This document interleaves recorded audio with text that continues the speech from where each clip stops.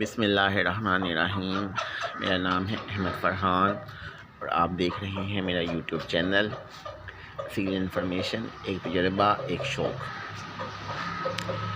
आज मैं बात करूँगा इस चीज़ के मतलब कि आप कैसे आइडेंटिफाई कर सकते हैं कि आपका जानवर बीमार है या नहीं है, या उसे क्या बीमारी है।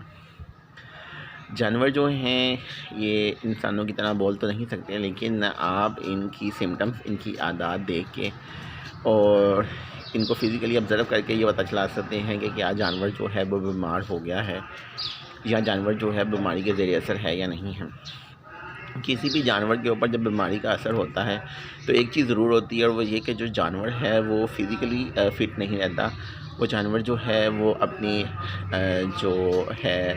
अपनी गर्दन को टक करता है, अपने बालों के अंदर अपने जो फेदर्स हैं उनको जौन सा है वो उठा के रखता है ताकि उसका जो है बॉडी टेम्परेचर वो नीचे जा सके। इसके अलावा जो जानवर है वो ज़्यादा एक्टिव नहीं होता, वो ज़्यादा एक्टिविटी में भी इन्वॉल्व नहीं होता।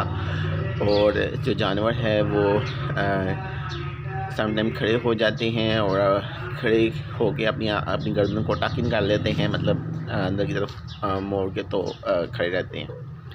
इसके अलावा जो जानवर की बीट होती है उसे देख के, जानवर की कलगी का रंग देख के भी आप बता सकते हैं कि जो जानवर है वो बीमार हुआ या नहीं। सेहतमंद जानवर जो है उसकी कलगी जो है वो रेड कलर की होती है, और जो जानवर बीमार हुआ हो उसकी जो जर्दी होती है वो पिंकिश, उसकी जो कलगी है वो पिंकिश शेड में चली जाती है, मतलब उसका कलर जो है वो ऐसा डल होने लग पड़ता है।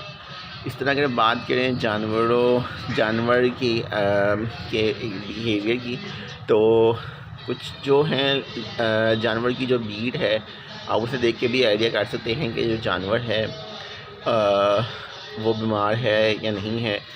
जानवर की बीट में जो सफ़ेद रंग होता है वो इंडिकेट करता है इन्फेक्शन को।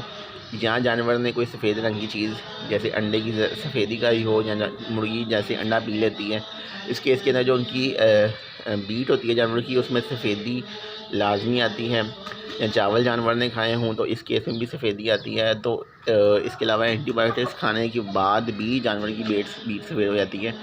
तो इसमें अगर जानवर की बीट सफ़ेद होगी तो उसमें घबराने की ज़रूरत नहीं है। आपको सिर्फ ये मालूम होना चाहिए कि जानवर को आपने क्या खिलाया था। इसी तरह अगर जानवर की जो बीट है वो भूरे रंग की है या जो जानवर की बीट है वो काले रंग की है, तो ये भी ख़तरे की अलामत नहीं है।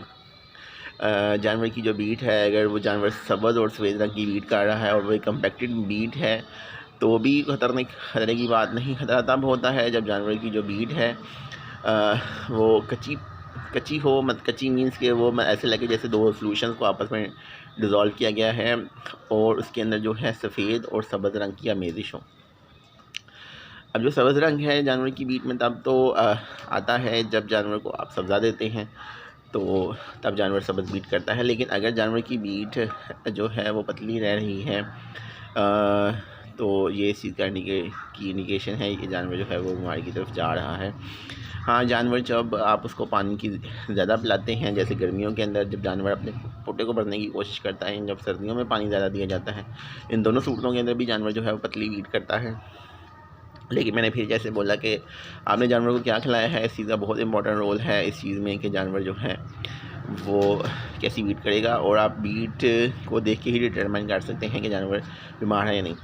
एक और बात इससे मतलब बताता चलूँ कि आप जानवर की एक दफ़ा की बीटिंग से बीट को देख के नहीं जज कर सकते कि जानवर बीमार है या नहीं, क्योंकि जानवर ने जो खाया होता है जानवर ने वही निकाला होता है।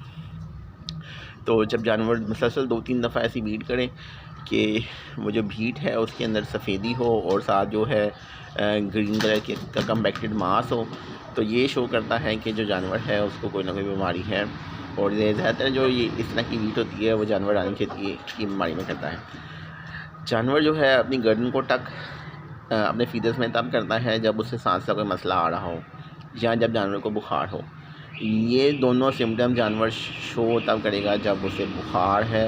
बुखार के अंदर जो दूसरी सिम्टम होती है वो ये होती है कि जानवर जो अपने फीदर्स को, अपने जो कंधे के बाल होते हैं उनको खड़ा कर लेता है ताकि ज़्यादा से ज़्यादा जो हवा है वो उसकी स्किन के साथ टकराए और जानवर जो है उसका जो बॉडी टेम्परेचर है वो नीचे आ सके। ये एक मदाफ़ती निज़ाम है जो कुदरत ने जानवरों को दिया है। तो जानवर जो है वो बुखार होने की सूरत में या बीमार होने की सूरत में इस चीज़ को लाजमी इस्तेमाल करते हैं।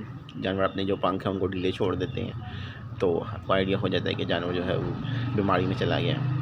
इसी तरह जानवर की बीट के अंदर अगर सुर्खी रंग की झिल्ली आ रही है, तो इसमें दो ही चीज़ें हो सकती हैं। या तो जानवर ने कोई ऐसी चीज़ खाई है जो सुर्ख रंग की है, जैसे टमाटर खा लिया, या जानवर को अपने गाजरें खिलाई हैं। या दूसरी सूरत में ये है कि जानवर को की जो बीट है उसमें आपको खून आता नज़र आएगा, उस पर बाकायदा स्पॉटिंग होगी।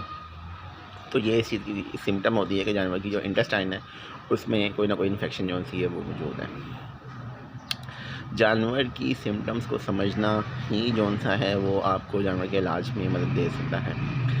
जो लोग बड़े पैमाने पे फार्मिंग करते हैं उनके लिए तो बहुत ज़रूरी होता है कि अगर बिलफर्ज उनके जानवर बीमार पड़ते हैं और एक से ज़्यादा जानवर बीमार पड़ते हैं, तो वो लोग कोशिश करें कि अपने जो किसी भी जानवर है अगर वो ज़रूरत से ज़्यादा बीमार है तो एक तो उनको सेपरेट कर दें दूसरे जानवरों से फ़ौरन, और दूसरा ये कि अपने जो मुतासरा जानवर है उसको लाजमी चेक करवाएं कि उसको किस माइक्रो ऑर्गेनिज़म ने उसके ऊपर इफ़ेक्ट डाला है। क्योंकि अगर आपको टिश्यू कल्चरिंग के बाद पता चल जाएगा कि माइक्रो ऑर्गेनिज़म कौन है जिसने ये तबाही मचाई है, तो फिर ही आप उसके ख़िलाफ़ उसको एंटीबायोटिक्स का कोर्स करवा सकते हैं। अगर आपको ये नहीं पता चलता है कि जानवर के पॉजिटिव माइक्रो ऑर्गेनिज़म कौन है, तो फिर आप जो है एंटीबायोटिक्स ब्रॉड स्पेक्ट्रम या एक से ज़्यादा के कम्बिनेशन में एंटीबायोटिक्स यूज़ कर सकते हैं। लेकिन ये सीधी गारंटी नहीं होगी कि क्या जो आप जानवर को दवाई दे रहे हैं जानवर उसके ख़िलाफ़ मुदाफ़त रखता है या नहीं रखता। इसी तरह कुछ एंटीबायोटिक्स जो हैं वो मुर्गों के लिए रिकमेंडेड नहीं होती, जैसे जेंटामाइसिन सल्फ़ेट। जेंटामाइसिन सल्फ़ेट को बहुत से लोग जो हैं अपने घरों के अंदर और पोल्ट्री फार्म के अंदर इस्तेमाल करते हैं, जबकि जेंटामाइसिन जो है ये फ़र्स्ट चॉइस ऑफ एंटीबायोटिक बिल्कुल भी नहीं है। हाँ, ये जेंटामाइसिन सल्फ़ेट टायरोसिन के कॉम्बिनेशन के साथ मौजूद ज़रूर है, लेकिन ये इसका जो इस्तेमाल है या जेंडा का जो पहला इस्तेमाल है ये मोस्टली जो है बड़े जानवरों के अंदर किया जाता है। जानवरों के अंदर ख़ासतौर पर मुर्गियों के अंदर जो रिकमेंडेड एंटीबायोटिक है वो नियोमाइसिन सल्फ़ेट है। ये भी जेंटामाइसिन सल्फ़ेट की तरह ही की क्लास से ही बिलोंग करती हैं। तो अगर आपने जो अपने जानवर हैं उनको एंटीबायोटिक देनी है तो आप काइंडली उसे नियोमाइसिन सल्फ़ेट दें। नियोमाइसिन सल्फ़ेट जो है 72% की फॉर्म में भी अवेलेबल है। नियोमाइसिन सल्फ़ेट जो है 100% एक्टिव राम टीएल के फॉर्म में भी अवेलेबल है। और नियोमाइसिन सल्फ़ेट जो है ये मुख्तलिफ एंटीबायोटिक्स के कम्बिनेशन में भी अवेलेबल होती है, जैसे ऑक्सीट्रासाइक्लिन ICL और फ्लोरफेनिकोल के साथ भी अवेलेबल होती है। तो उम्मीद करता हूँ कि ये जो वीडियो है ये आपके लिए इंफॉर्मेटिव होगी और आपके कुछ सवालों के जवाब देने के अंदर लाजमी मौसर साबित होगी कि जानवरों की जो बीट है वो किस तरह की हो, तो आपको ये आइडिया होता है कि आपका जो जानवर है वो बीमार हो चुका है। तो बहुत बहुत शुक्रिया, अपना ख्याल रखिएगा। अल्लाह हाफिज़।